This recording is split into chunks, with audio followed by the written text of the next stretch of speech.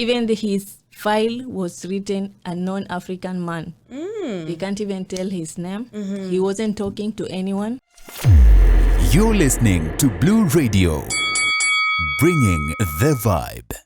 And good morning, karibuni sana. It's almost 1 minute to 10:30 a.m. Na nimekuwa nikiwaambia tutakuwa na amazing guests today. And we are fortunate enough to host two of, the very best. I like pampering my guests when they come so they feel good about themselves. So karibuni sana. We have guests all the way from the organization called Helping Hands. And before we go further with that, I want you guys to introduce yourselves. Maybe you can start. Tell us your name, who you are, what is your contribution to the Helping Hands. Good morning. My name is Salwa Mohammed, but mostly known as Medina Mohammed. I may say I'm a co-founder of Helping Hands charity organization. We are based in Mombasa, but our activities are all over coastal region of Kenya. Like that's Kwale, Mombasa, Kilifi, Tana River, Lamu, and Taita Taveta County. Nice. Thank you very much. Yes? I am Karim Mohammed. Actually, I'm based in, at the moment I'm based in Kenya here, but I live in the UK. Okay. So I've done a lot of charity. I'm the chairman of I'm one of the founders and the chairman of the organization. I helped found this organization during the COVID pandemic. Wow. I was stuck in Kenya. I couldn't go back to the UK. So I've been doing a lot of charitable activities and a lot of I'm an activist actually on top. Professionally, I studied law. I'm a legal advisor back in the UK. And I'm an activist, an international activist. On top of it, I do a lot of humanitarian work. I've been doing this for quite some time actually. So being stuck here with the pandemic, we couldn't go back. We ended up starting helping around. Actually, I had loaded a container back in the UK. So when they arrived here, the containers, we load a lot of charitable goods, which we normally distribute here among the orphanages and all the vulnerable, the poor in the villages. So that led me to start, I found like-minded people like me. We ended up finding this group, Helping Hands. Wow, beautiful. I love that. So quickly, a brief, description to our listeners back at home. How exactly did the Helping Hands come about? How did it start and why Helping Hands? What motivated you guys to start Helping Hands? Actually, during COVID lockdown, he has been he has been receiving requests of food because our friends and families were crying out to the public that they can't go to work, they can't put food on the table. So he started, collecting food, and before he used to do these charity stuffs, and he has so many trusts out there, people who trust him. So people started coming forward to bring food before we formed Helping Hands. So he will just take a friend or two to distribute to around Mombasa. Then he said, if in Mombasa people are suffering like this in town, how about the people back in villages? Like they don't even have smartphones. They don't even have that kabambe to even make a call and cry out to anyone. So we started calling for more people to come forward and donate. We took food in the villages, and clothes, shoes. So we said, why don't we just form a group and, make it public, register it, and do this professionally instead of just individually doing this. So we've been publishing our work on social media. He's good at that. He's posting every little thing that he does on social media pages. Wow. And I was just behind the scene doing the arrangement and food sortings. So we said Helping Hands, is the name that is self-explanatory. You don't need to explain what this name means. So we said, Helping Hands sounds good. We formed the Helping Hands, we started registering, and that's how it came about. Nice. And maybe if we can talk about, the outreach, since you started, by just helping out, little by little. So how is that ever since you guys started until now? Like, how many communities have you guys reached out to? Yeah, I can say up to now, I think it's 3 years plus few months. We have fed about 250,000 families. Wow. And we do keep in touch. We don't just give you once and let you go. And we are working on sustainable, sustainable agricultures that will keep them going, or startups, like empowering them in different field where they can, we just ask them what are you good at, what can you do. So we do housing projects. We have built about 17 houses for widows and single mothers. Wow. We do water projects where there is water scarcity. That's by digging wells and boreholes.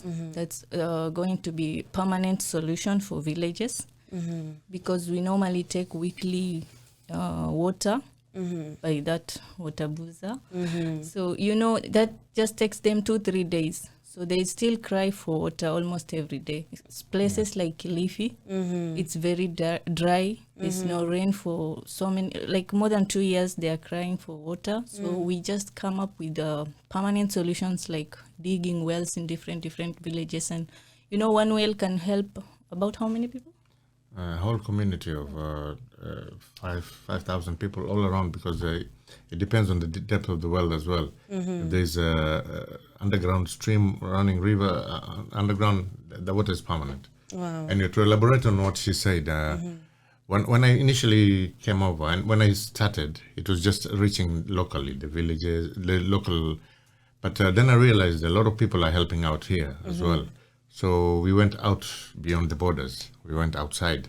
We went deep into deep villages. Some of them are, these are hostile terrains. Your roads are unpassable. You cannot pass. We leave the car somewhere, then you go with the border deep inside. This is where there are totally vulnerable people, where they literally in need. If you don't reach them, nobody comes to them, and they don't go out begging. They can't even go. Some of these villages we go to is 30 kilometers from the main road. The villages there, in their life, they've never even reached the main road, the big road which leads, let's say, to Mombasa, like Lunga side or Bamba side. So some of these villages are so deep inside. People are very poor. The way of life, you'll wonder, are they even in Kenya? The way we live and what we see in media, the politicians. So actually, during the campaign time, we saw a lot of this. You see, this is the only time where everyone is very charitable and giving. Yeah. So I decided with my team that this is the ones here, they are being taken care of. Let us go and find all those in different places. We've been to places. We've been to something you didn't know maybe. We've been to a place where there's a whole village of lepers, people suffering from leprosy. They've been isolated. Yeah, I'm telling you this. We've gone there, a whole village. Everyone comes there, like the eye, the leprosy. It's the fingers, the eye, and everything. A whole village of lepers. And we were shocked. We went with food. We were just told about it. We were told it's 1 or 2 persons. The whole village, the kids and the parents are lepers. You'll be surprised. This is in Sambweni, yeah? Okay. It's not even far. And it's kind of hidden. They've been kind of, quarantined. Because it's been fenced where they live. They cannot come in. So we've had such challenges. We've been to such places. We've been to a place called Iyunji. It's an island. During the day, the water goes away. During the night, the place is filled with water. You can't reach the people there. So that's how they live their whole life. By 3 o'clock, they have to cross over because the water will fill. You have to go back in the morning to go across to see them. So there are so many places we've been, and we've reached them, and we've kept in touch. We haven't isolated them, and we built them like that. That place, a well was built there, but they didn't have water. A lot of these communities, you see, they've squatted for so many years, so they don't have. These are communal lands. They don't even own them properly. So we've arranged. Partnering with other people where we can help in doing the paperwork of these people. So we've broadened. Initially, we started as just giving charity, And I have this drive where if I find like-minded people, we go and give and give. But now with my team, we've broadened. We're doing other things, like she said, empowering them. You see, you cannot keep giving them all throughout. Yeah, they want something they can do themselves. If they can help themselves, elevate themselves out of this situation they're in, well and good. We try and help in. And speaking on empowering them, what are some of the programs that you guys have initiated to help these people? At the moment, we're doing farming, actually. A lot of these places we go, there is you see, this is what they say: give us maize, we'll plant. 3 months, we'll be harvesting. You see, and when for the coming 5 months, we won't be asking for any food because this is the same thing we'll be using. So we started with farming, but I had in mind beekeeping, aquaculture. I mean, the what do you call it? Fish breeding, and that's what we're doing at the moment. We're trying to go on that. The ladies maybe eventually will do like tailoring and all these other things, but it depends. You see, you cannot give charahani to a villager right deep inside there. They don't even know how to use it. So it will depend on what they can do. A lot of them, they farming. Actually, there's this lady. She's remarkable. She's called Mama Zawadi. When we initially met her, she used to make kokoto, grinding the stones and then making those kokoto and selling them. So that was her trade, literally. We've documented all her journey with her. We've been seeing her doing that. So we took her from where she used to live because she was being evicted. We moved her somewhere else. We bought her a little land. We built her house. The little land she had, less than an acre, she was farming there. She started cultivating, planting things and everything. Then she called us and said, I want more. So literally she went and found a neighboring farm being leased for like we did that. We leased it like 2-3 acres farm. We leased it. She went and dug the whole place. She planted maize. Now we're waiting for a proper harvest of maize. She did it herself. She's got two 1-year-old boys and 2 girls. She literally digs sometimes. She's got twins, yeah. She puts them on the back, both of them, and you'll see her digging. So such people, they're very inspiring, She doesn't want money, anything. She says, just buy me this maize, bring me this. We've been doing that. But in next year, probably, she'll be, after the harvest, she'll be in another level. The next thing we want to do is put her, the portion, the mill, which grinds this mahindi. Yeah, there's those mills. They have them around the place. Yeah. So we can get her one of those. Then permanently, she won't need anything from us. She's got a house. She's got a self-sustaining business. She can keep going. Wonderful. And I really like how it's it's helping the people in the society, people who cannot venture for themselves and do something better for their lives. And speaking on that, I would like to know how do you get your fundings, to be able to fund these programs? Are there special organizations that you guys reach out to? Not really. We publicize on the social media. We just post around. Anybody who can chip in 500 shilling, 5,000, it depends. We do that. That's what we do. We've got all these M-Pesas and everything they send. Then we do the breakdown. We print out for accountability.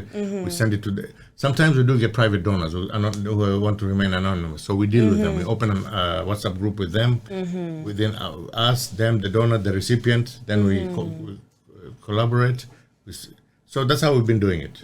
Wow, I like that the society is also chipping in to even help others, help themselves and even others. Another thing, we collect a lot of clothes. We're doing a clothes drive for the last 3 years. Every day people drop clothes or we go and pick up clothes. And same thing, we take them to the deep inside villages. Some of these people have never seen such clothes. There are places where when you go with a candy bar or chocolate or sweets. The kids don't even know how to open the sweets. You see, so these places, we've reached all these places.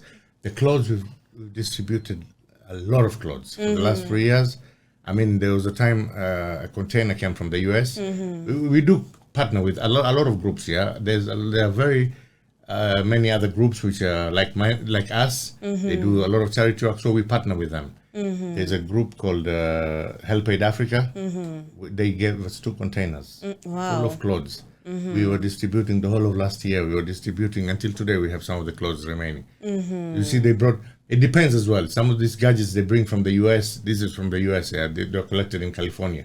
Some of these gadgets they bring, we end up selling because we cannot take it to a village. They don't know what it is. You know, like games and everything. So we do a public auction where everyone comes. Instead, the money we get, we buy food and we send it to the villages. Wow. So we've been doing this all over the place, and it's now almost 3 years. We just finished our 3 years anniversary since we started. So we are hoping other people, and to mention Alamoudi Foundation, Hayrat UK. There's so many other groups here, which also we've done other activities. Yeah, like I have a very good friend of mine, Jim Nyamu. He's called the Elephant Man. He's got his he works for the elephant actually. I worked with him in the UK.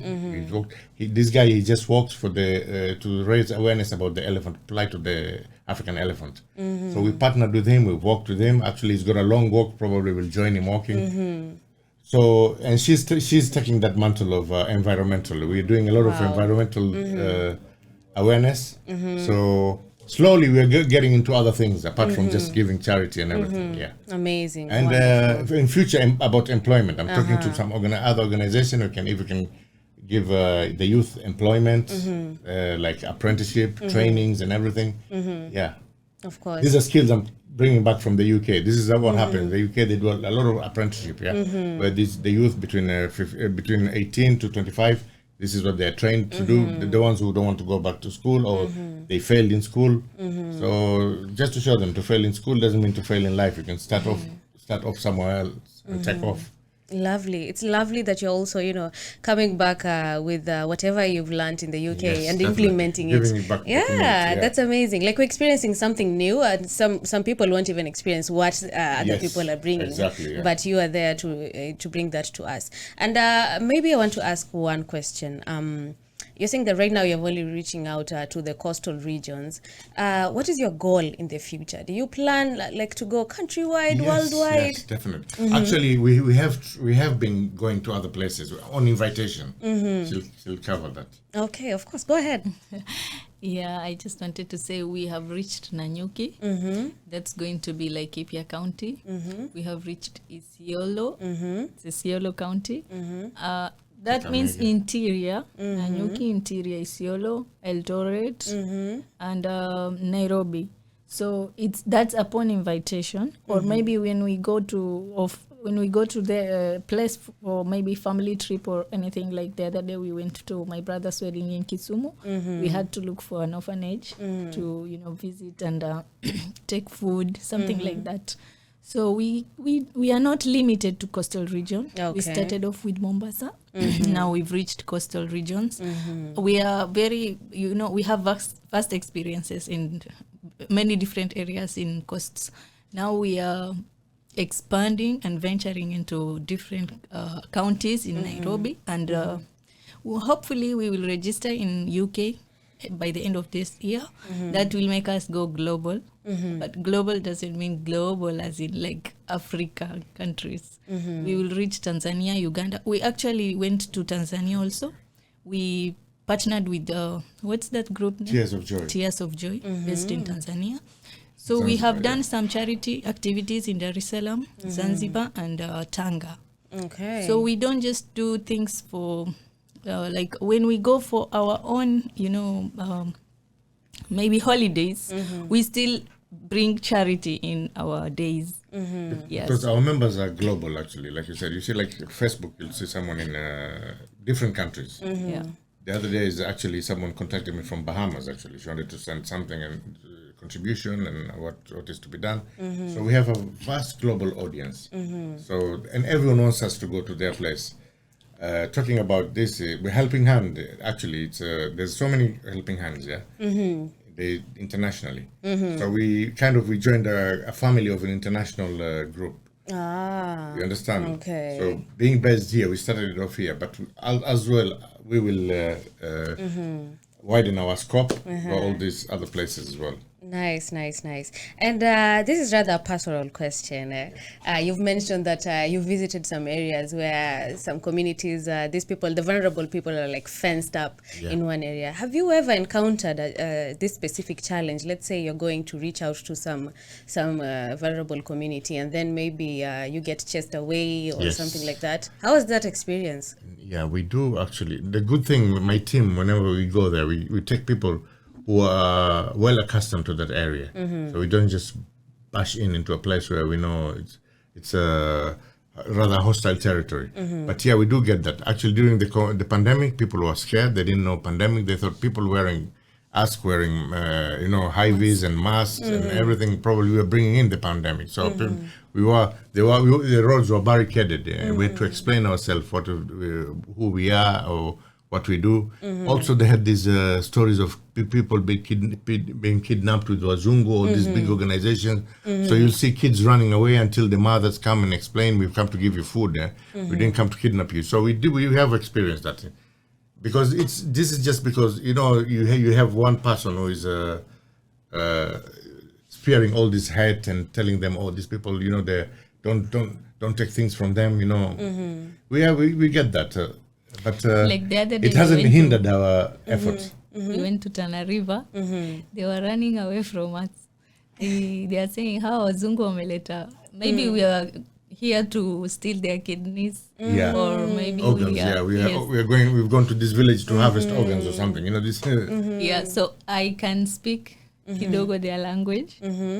So I had to tell them what we are here for. Come back, we are here to help you. I'm one of you. And I had to tell them that I was raised just in the same kind of environment, with the same kind of house, which wasn't really true, but I had to put myself in their shoes. Yes, for them to believe. So I had to tell them a story where I was raised in a almost similar environment, but I went to school and did ABCD, I reached where I am.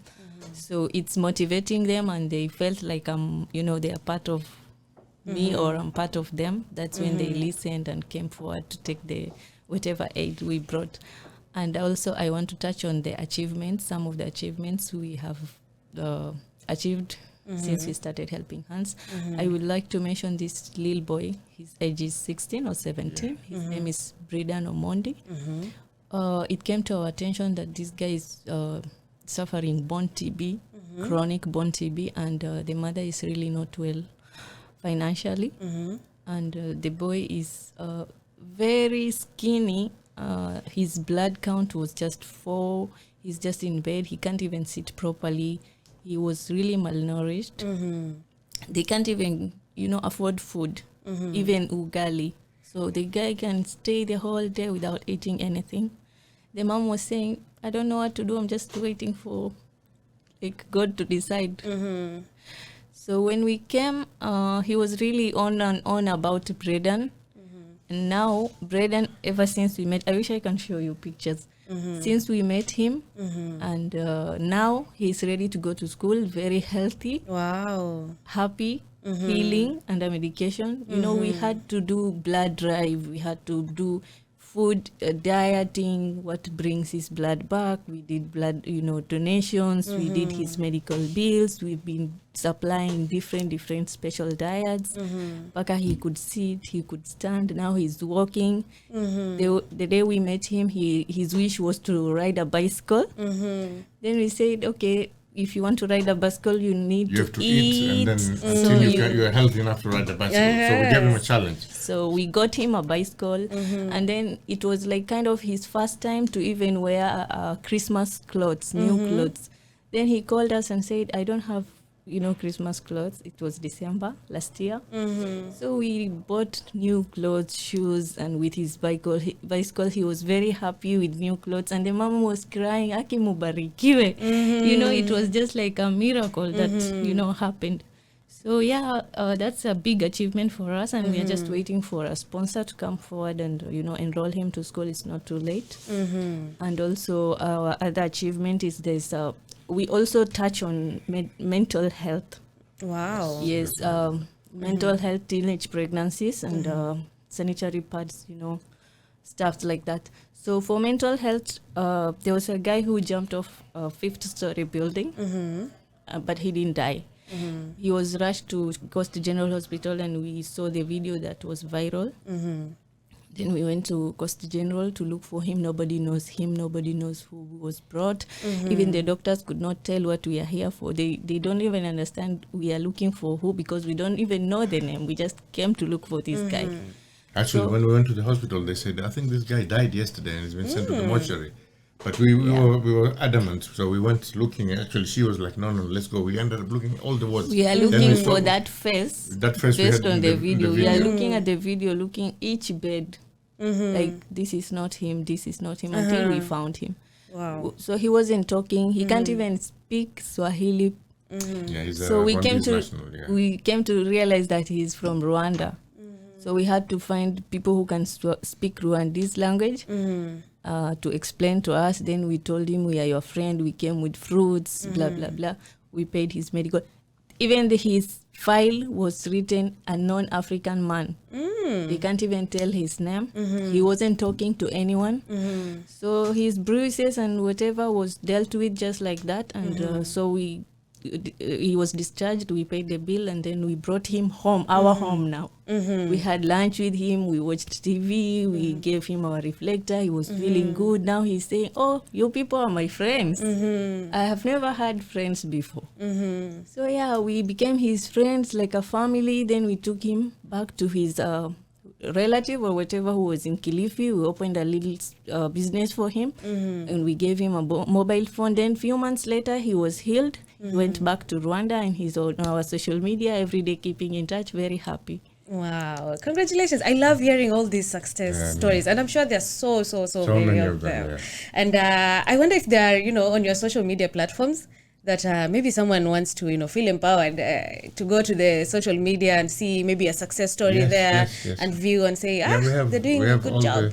They're right there. So many. Maybe you can share with us your social media handles to those who are listening and maybe they want to reach out. It's called Helping Hands.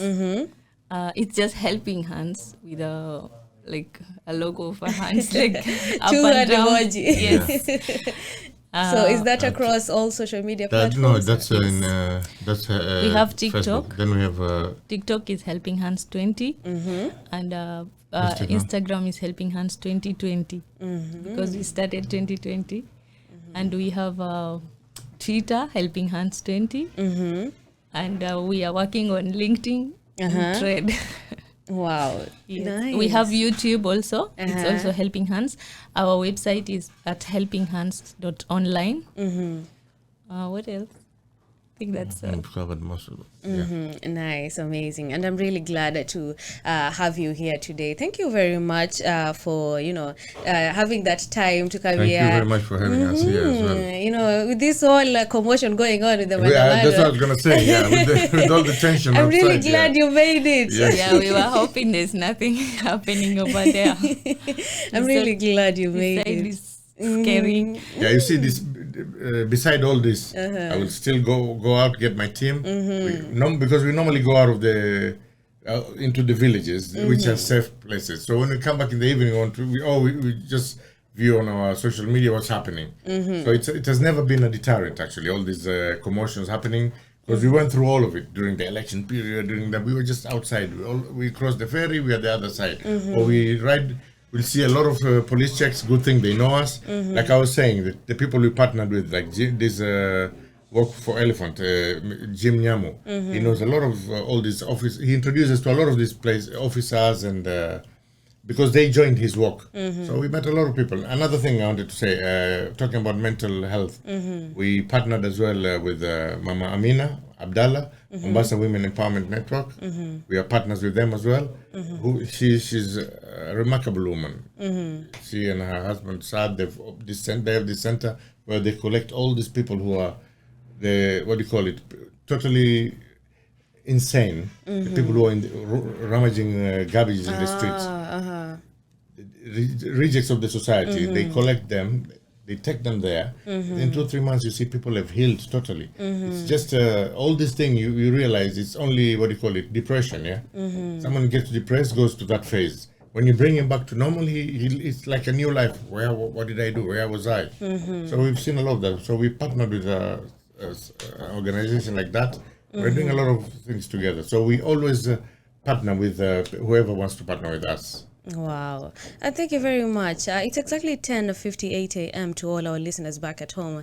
And thank you guys for tuning in. We've had an amazing group of guests today. Earlier on, we had the Changamwe Rollers right here. And right now, we have the Helping Hands, and they're all associated with giving back to the community. And before we end the show, I would like to congratulate each and every one of you for the amazing work that you're doing. Thank you very much. I'm really happy. And I'm looking forward to more success stories and even more programs. Thank you. So to all of you who are listening and you want, to engage with them, make sure you follow them on their social media platforms. They've said they are there as Helping Hands. Helping Hands. I wanted you to say it. Yeah, To contact us 0707 852 461. Nice. Find me there. So make sure you contact them and follow them through all the social media pages at Helping Hands. And you can reach out to them in case you need any clarification, in case you need to help them in each way and also contribute in each way, because they have mentioned that they accept also donors and also private donors. So if you want to go in anonymously and contribute, reach out to them and they will direct you on what is next. You're listening to Blue Radio, bringing the vibe.